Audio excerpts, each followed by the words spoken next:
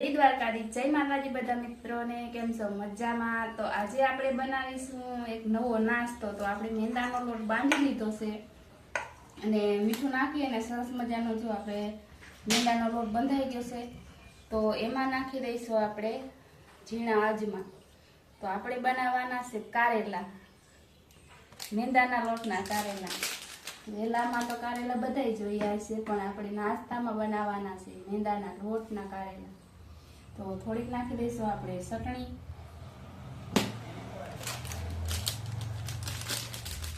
અને મસાલા. આપણે બધા નાખી અને સરસ રીતે આપણે લોટને મસળી લેવાનો છે. મસળી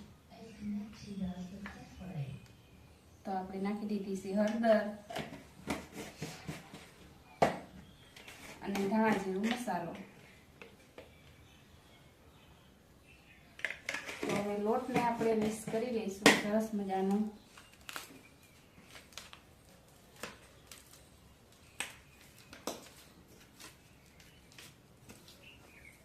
નાસ્તો બનાવવા માટે આપણે જો કારેલા બનાવવા માટે તો પહેલા તો આવી રીતે ગોળ રોટલી બનાવી લેવાની છે, પૂરી જવડી. અને પછી આપણે આવી રીતે સરીથી શેકા મારી લેવાના છે. આવી રીતે જો આપણે લાઈનમાં,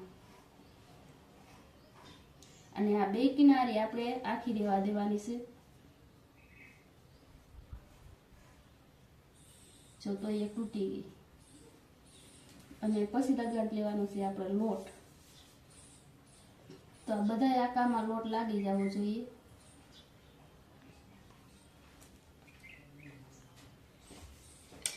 અને પછી આપણે આવી રીતે ગોળ વાળી લેવાના છે.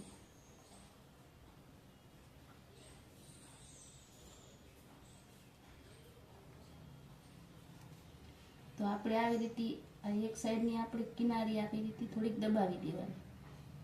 તો આપણે કારેલા ટાઈપ બનીને તૈયાર થઈ જશે. જો તો આવી રીતે આપણે બધા કારેલા બનાવી લઈએ.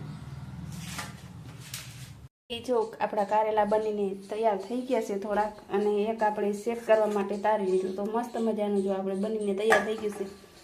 તો આપણે થોડા થોડા તારતા જઈએ, કારણ કે તારવામાં વાર લાગે છે. ઘણી બધી પાકવામાં વાર લાગે, એટલે આપણે થોડા થોડા બનાવતા જઈશું અને તારતા જઈશું.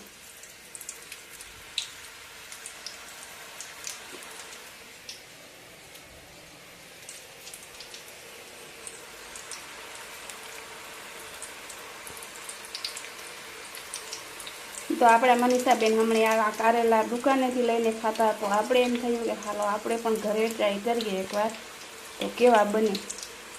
કારણ કે ઘરે આપણે બનાવીએ તો તાજે તાજા હોય ને દુકાનેથી લઈ આવીએ એટલે એ વાહી તેલના હોય. તો કેટલા આપણે સરસ મજાના બની ગયા છે. અને જો અમુક બહુ મસ્ત બન્યા છે. આપણે કિનારી સૂટી પડી જાય એ આવી રીતે સૂટું પડી જાય છે. તો આપણે એક ખાસ ધ્યાન રાખવાની કે કિનારી આપણી સૂટી ન પડવી જોઈએ.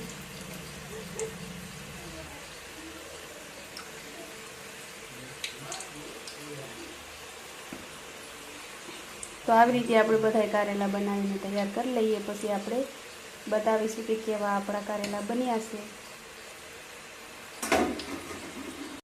તો આપણે આ નાસ્તો બનીને તૈયાર થઈ ગયો છે. મસ્ત મજાના કારેલા જોઈ શકો છો. તો આપણે એમાં નાખી દઈએ ચટણી. તો થોડી થોડી આપણે ચટણી એમાં નાખી દેવાની છે.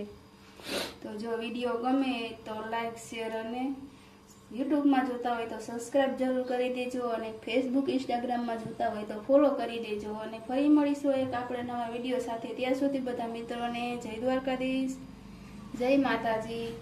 તો મસ્ત મજાનો કારેલા જો આપણે છૂટા લેવા બની ગયા. તો ફોલો કરવાનું ભૂલાય નહીં, ને લાઈક કરવાનું તો ભૂલાય જ નહીં. લાઈક તો જરૂર કરી દેજો.